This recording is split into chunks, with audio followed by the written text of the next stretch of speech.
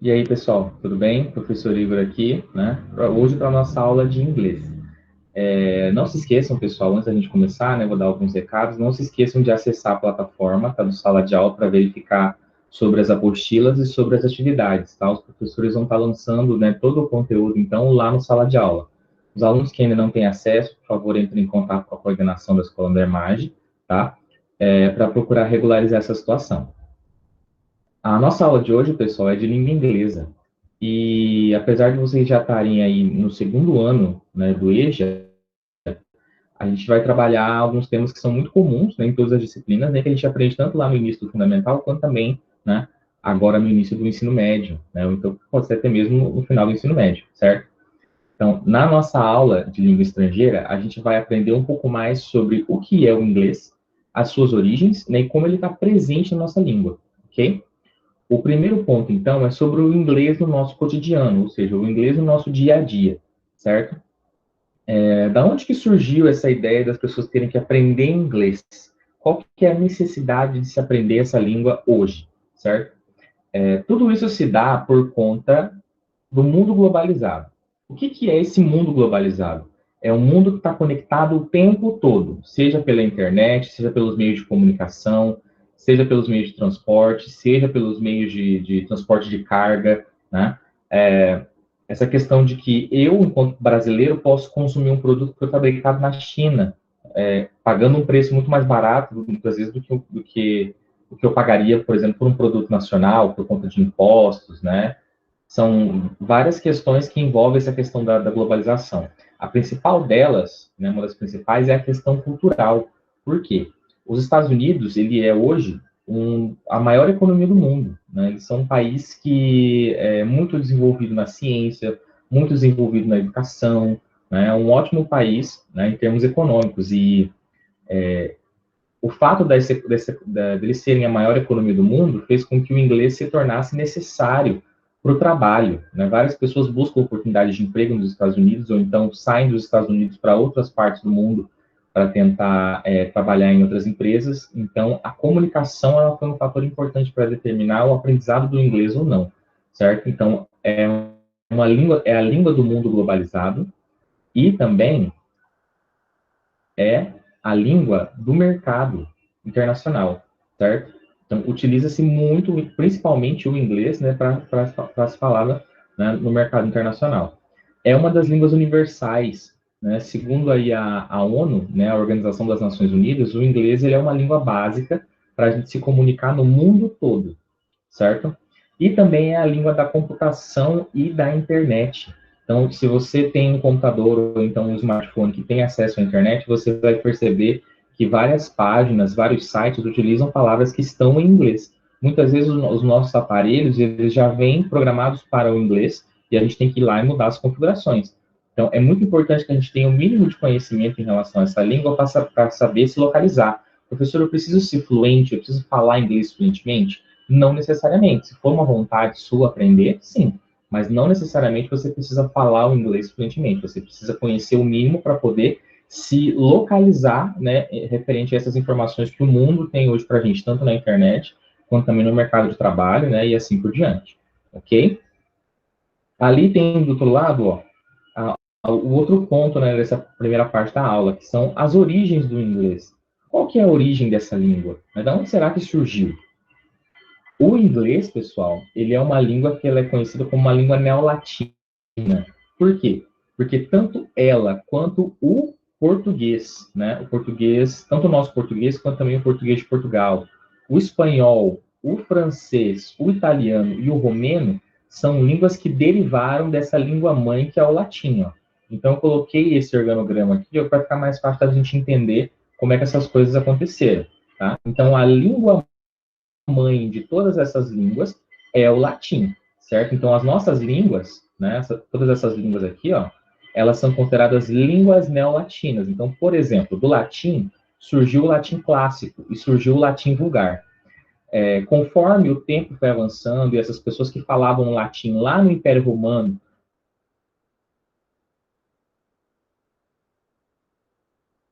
povos, eles andam com outros dialetos continental, a língua romana continental, das línguas, né, que são as línguas faladas na Europa, certo? Depois vem, ó, o italiano da região mais ali oeste, né? O italiano que vai surgir ali, então, na região leste, certo? Vão surgir, então, as línguas ibero-romanas, que são, no caso, o português de Portugal e o espanhol, né? A língua dos galeses, né? Que, no caso, é a região ali da França, a região da Gália, certo? Depois vai surgir, então, o italiano e, por último, ali o romeno. O inglês, pessoal, onde é que ele se encaixa? Ele vai estar ali no contato que os romanos vão ter com o pessoal lá da região que hoje é a Inglaterra, certo? Então, ali, a partir daquela mistura ali, junto do alemão também, né, uma mistura dessas três línguas, ali, né, o germânico, o latim, né, e a língua falada pelo pessoal ali da região, né, mais ao norte, né, que naquela época eles chamavam de bárbaros, certo? Então, ó, um resuminho bem rápido aqui nos tópicos, ó. O latim, ele era a língua oficial do Império Romano, né? Esse império que começou, então, em 27 a.C. e terminou em 476 depois de Cristo, né? Ou seja, durou muitos anos e foi um império gigante, a gente vai ver mais para frente, tá? Essa divisão entre as línguas, então, surgiu a partir do momento em que o Império Romano se expandiu para outros territórios, né? Além ali da Europa, né? E dentro da Europa também, né? E conforme eles entravam, então, em contato com outros povos, as línguas elas iam se misturando, iam surgindo novas palavras, novos dialetos, novos significados, certo? Aqui a gente tem, então, ó, um mapa da Europa, certo? A Europa, né, essa parte aqui mais ao norte, onde a gente tem todas essas áreas demarcadas em colorido, foram as áreas do Império Romano, certo? Ao longo do tempo. Então, a gente tem aqui, ó, a Península Ibérica, onde atualmente tem a Espanha, né, e Portugal. Portugal é aqui, esse cantinho aqui da península, né? Esse território da Gália, como eu tinha falado, hoje em dia é a França, né, parte Bélgica e parte Alemanha. Tá vendo aqui? A Germânia, hoje em dia, é a Alemanha, certo? Itália, né, como a gente pode perceber aqui, né? A gente vai ter aqui, então, a Grécia, né? Países na África, a gente tem o Egito, tá vendo? Tem o Marrocos, certo? Então, o Império Romano foi um império que se estendeu por uma extensão gigantesca, né? Teve muita influência, e a partir de de cada parte desse território foram surgindo, então, línguas novas, palavras novas que misturavam o latim com o dialeto local, certo? Ok? E ali, como eu falei antes, né, o inglês, como a gente conhece hoje, ele vai surgir, então, da mistura das línguas bárbaras, né, do latim com essas línguas bárbaras, mais a língua germânica. Então, nessa região aqui, ó, vai surgir o inglês como a gente conhece hoje, né? Isso, é lógico que durou um longo processo de adaptação, de criação. Ao longo do tempo, a língua ela vai mudando, ela vai se transformando, vai criando novas palavras, novos significados, tá? Então, não foi do dia para a noite. Passou por todo um processo até chegar ao inglês que a gente conhece hoje. E a língua, ela continua mudando. Vão surgindo novas expressões, certo? O tempo todo, né? Tudo está em constante transformação. Aqui no Brasil, né, em outras partes do mundo, a gente passa por uma situação que a gente chama de estrangeirismo. O que é esse estrangeirismo? Ele é um vício de linguagem que corresponde à utilização de palavras estrangeiras. Então, como eu comentei antes, o inglês ele tem essa força porque os Estados Unidos da América, né, que é um dos países que fala inglês no mundo, é muito influente na economia, na cultura, certo? Então, na tecnologia, né? E então, esses produtos, né, esses comportamentos, esses modos de vida, né, são exportados automaticamente também para outros países. Então, as pessoas elas acabam adquirindo, né, por conta da globalização, as pessoas acabam adquirindo esses costumes, né, essa língua, essas palavras, e elas vão sendo incorporadas, né, ao longo do nosso vocabulário, ok? Então, está dizendo aqui, ó, são incorporadas ao léxico do idioma, ou seja, nos dicionários, dependendo de sua utilização pelos falantes da língua. Então, a gente vai perceber, conforme a gente estudar, que várias palavras presentes no nosso dia a dia vieram do inglês, são estrangeirismos, certo? Então, alguns especialistas acreditam que ela pode causar um problema de descaracterização da língua, que a gente, aos poucos, pode perder, né, a nossa língua para adaptar tudo isso ao inglês, certo? E outras pessoas acreditam que isso é um processo natural, né, que a língua ela precisa realmente se transformar, que ela vai se adaptar e ela vai criar novas palavras, novas expressões, né, e que isso é um processo natural, ok? Então, a gente tem alguns exemplos aqui de palavras que são no inglês, mas que estão incorporadas, né, ao português, que a gente usa diariamente, muitas vezes, né?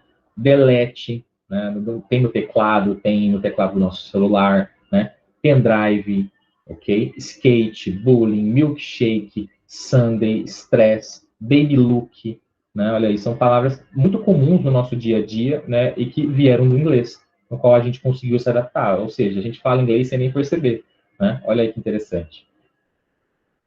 Ao mesmo tempo, pessoal, a gente tem algumas situações entre o inglês e o português, né? Porque, querendo ou não, sendo da origem da mesma língua, né? Vindo do latim, o inglês e o português, eles acabam se transformando em primos, né? Primos meio que distantes, mas primos, né? E a gente percebe essa proximidade entre essas línguas a partir, então, dos cognatos e dos falsos cognatos.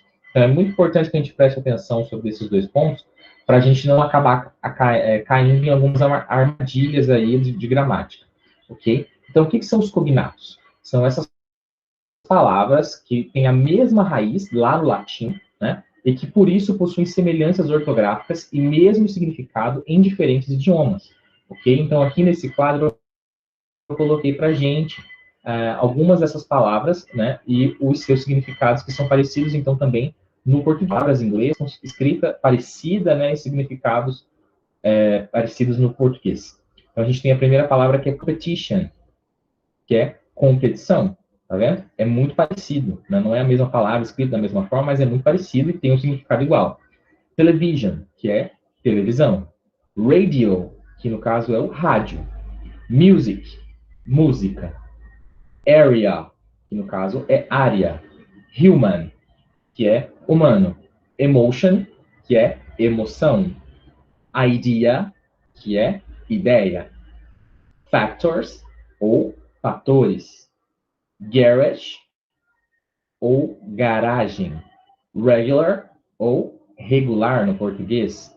Latino, ou latino. Tá vendo? Essa palavra ela já é mais próxima. Consegue perceber?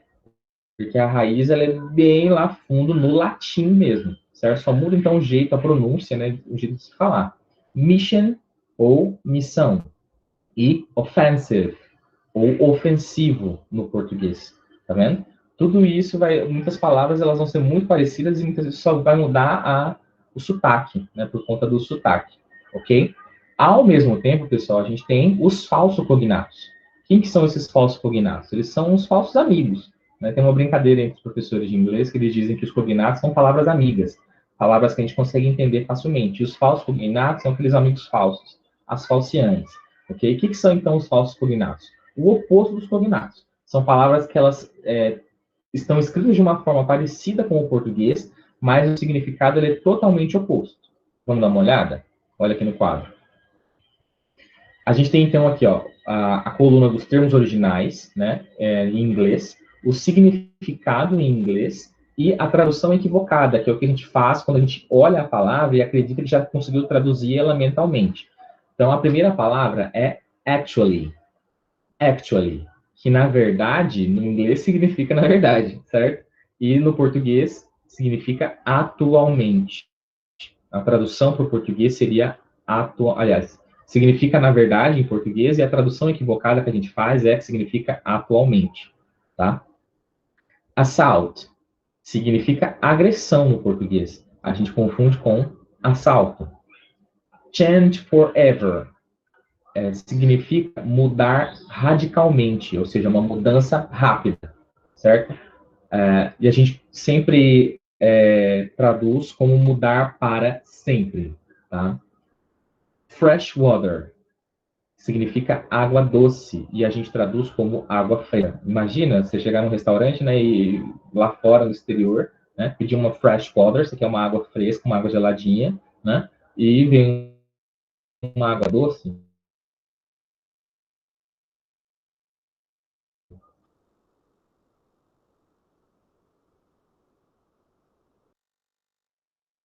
Aí, né? Liva, certo? Northern Lights, ou aurora boreal. A aurora boreal não acontece no norte, ela também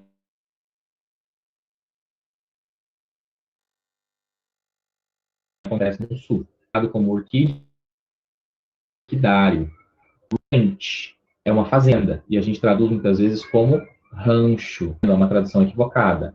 Randomic é aleatório, a gente confunde com randômico, outro significado. Rape, a tradução é estupro, e a gente confunde com rapto, tá vendo? Solid rock, a tradução é rocha maciça, e a gente confunde com rocha sólida. Power plant, usina elétrica, a gente confunde com planta de força. Propeller significa hélice e a gente confunde com propulsor. Qual que é a outra de baixo? Só um minuto. Tamarind, que no caso é o sagui, e a gente confunde com tamarindo. E o verbo to fix, que significa consertar, e a gente acha que é fixar, ok? Ah, professor, mas tem algumas palavras aí que elas são muito parecidas, né? Os significados eles estão ali próximos. Só que a gente tem que entender o seguinte, pessoal: próximo não é a mesma coisa que igual, ok? Então, muitas vezes uma palavra ela pode indicar um significado diferente. Trocar uma palavra dá um significado diferente à frase. Então, para a gente não, né, passar aí por uma confusão, né, a gente tem que tentar usar as palavras corretas para o momento correto, ok? Por isso a importância da gente sempre dar uma consultada nos dicionários ou então no aplicativo de tradução, para a gente não, né, acabar entendendo alguma coisa de forma errada e agir de forma errada, né? Porque às vezes, até mesmo na hora da leitura ali, de alguns manuais de aparelhos, né, a gente não sabe muito bem o que está fazendo ali, né? Pode acabar aí estragando o aparelho, né? Utilizando então de uma forma errada, ok? Então, pessoal, esse é o fim da aula. Lembre, então, de sempre que vocês tiverem uma dúvida, podem consultar a gente, tá, pessoal? De segunda a sexta, nos horários das aulas, ok? Não se esqueçam de entrar na plataforma para estar procurando as atividades e também as apostilas, os materiais complementares, ok? E muito obrigado por assistir, tá bom? Até a próxima.